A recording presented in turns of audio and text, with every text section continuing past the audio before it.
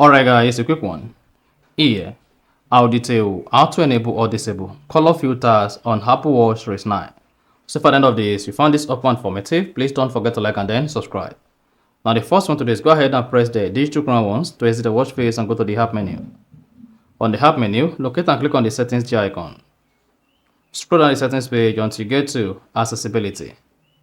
Now go ahead and click on that. Once you selected accessibility, scroll down the accessibility page until you get to color filters. Now to enable or disable color filters, locate and click on color filters. Then turn on color filters. Then it should say grayscale, red or green filter, green or red filter, blue or yellow filter. Then go ahead and select the color filter you want to use. And then that is going to enable the color filters on your Apple Watch Series 9.